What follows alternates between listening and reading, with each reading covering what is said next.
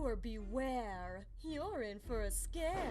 To celebrate my favorite holiday, I just looked up an excellent recipe for some creepy, crawly spider cookies. They're perfect for any Halloween party, and I'm gonna make some myself. Hey, who let you loose in the kitchen? Go away, Knuckles. I'm trying to bake something. No way. Remember what happened last time? So I catch one measly little kitchen on fire, and all of a sudden...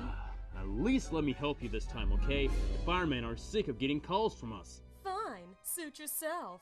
I think it's cute how you make up excuses to hang out with me. That's not Let's just go over our ingredients, shall we? 2½ cups of all-purpose flour, ½ teaspoon of baking powder, ½ teaspoon of salt, 1/8 teaspoon of baking soda, 10 tablespoons of unsalted butter, softened, ½ cup of light brown sugar, 1/4 of a cup of regular white sugar, 1 egg, 1 teaspoon vanilla extract, 2 tablespoons of unsweetened cocoa powder, 1 bag of thin, short pretzel sticks, maybe an 8-ounce bag or so, 1 bag of milk chocolate chips, maybe about 11½ ounces, 2 tablespoons of vegetable oil, chocolate sprinkles, and some small Red Hots candies. Alright, we've got everything we need, so preheat the oven, Igor! Since when did I become Igor? Since you became my baking slave. Now get moving! Yeah, Frankenstein. Let's preheat the oven to 350 degrees Fahrenheit. The timer will tell me when it's done preheating, so let's start mixing the ingredients now. First, let's throw in the 2½ cups of flour. 1, 2... Then comes the baking powder. We need exactly ½ teaspoon of this stuff. After that, let's pour in the salt. And now for the baking soda. Alright, let's set this bowl of dry ingredients aside for a while. In the meantime, let's get the ingredients mixed in a second bowl. Shoot! Hey! Are you making a mess back there? No! Just as a reminder, these are ingredients you're gonna need for the second bowl. First, we need the butter. This recipe makes a lot of cookies, so we're gonna need a bunch of stuff. 10 whole tablespoons. Here's some, and here's some more. 1/2 a cup of brown sugar, 1/4 cup of regular sugar, and now let's mix it all together. Hold up there, mister. It's my recipe, so I want to use the giant mixer. Are you sure? This thing's like an old drill. Oh, come on. How hard can it be? Here goes! Full speed ahead! You're gonna fling stuff everywhere! Start mixing on a lower speed first, then increase your speed as you go. Ow, you take the destruction out of everything. Looks good. Let's add the last 2 ingredients now. 1 teaspoon of vanilla. And 1 egg to crack. I've got this. And now we'll mix those in too. You can mix with a spoon if you want, but this is much more fun. Remember to get all the sides, Rouge! Now we're supposed to add the dry ingredients from the first bowl in here. Just a little at a time though, not all at once. Here's what the dough looks like when it's mixed, but we're not done yet. We're making hideous chocolate spider cookies. So let's add the cocoa powder in there. There we go. Chocolatey goodness.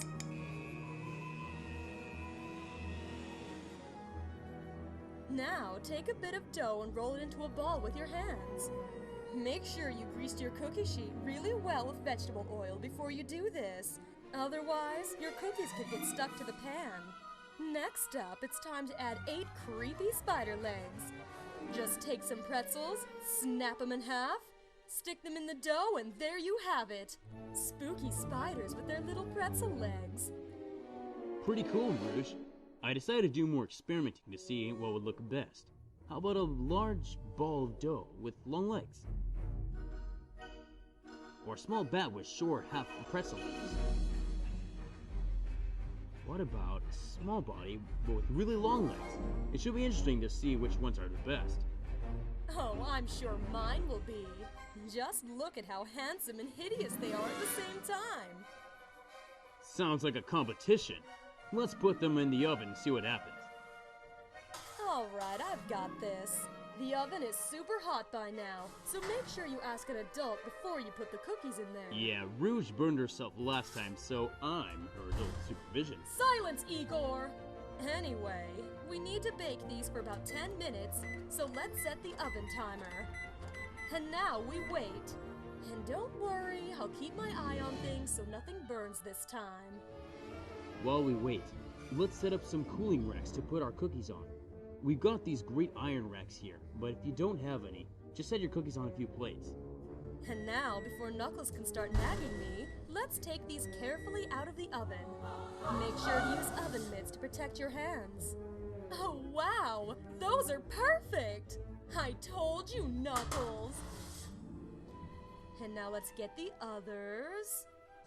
Oh, surprisingly, yours aren't half bad either. The cookie crumbled a bit, but most of them look okay. My spiders are great! But not as great as mine!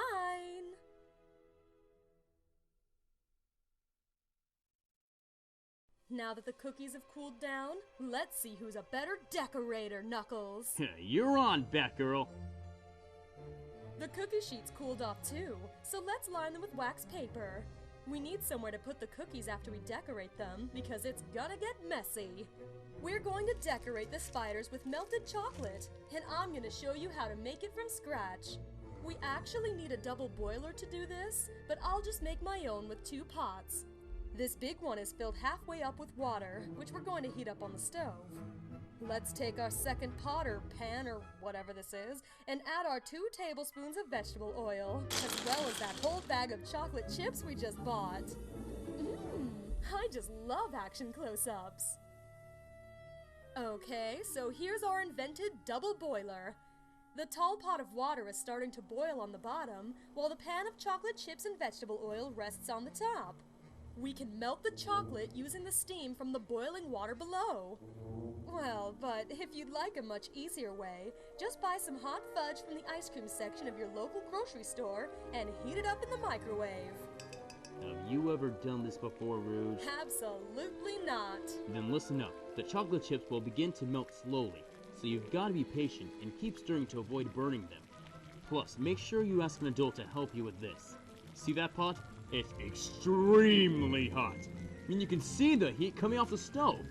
You can see the boiling steam rising from it. I know. It's really easy to burn yourself if you don't know what you're doing. You'll just have to keep a close eye on me, won't you, Nucky? Just focus on your chocolate. Alright, this looks smooth and creamy. It's perfect for decorating the cookies.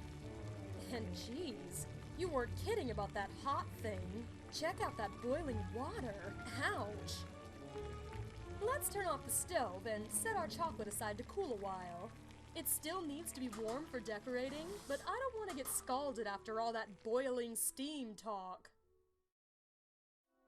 Let's take a spatula and spread a nice chocolatey layer over the top of our cookie. Just like this. Hot fudge or chocolate frosting from the store will work just as well. Make sure you get a little chocolate on the pretzel legs too.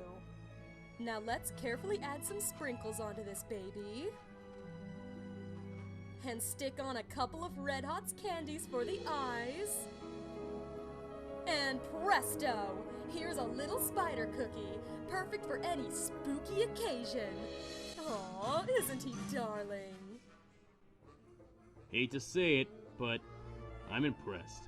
Thanks for the new recipe, Rouge. Well, I have a confession to make too. I think you won the cookie contest, Nucky. A smaller ball of dough with very long legs, evenly spaced around the sides, was the best combination for the creepiest cookies. Mine sort of ended up all short and, stubbly looking. Yours are great, Rouge. It's like a tarantula army. Team up with a friend this October and make some awesome cookies! Happy Halloween from Sonic Song 182!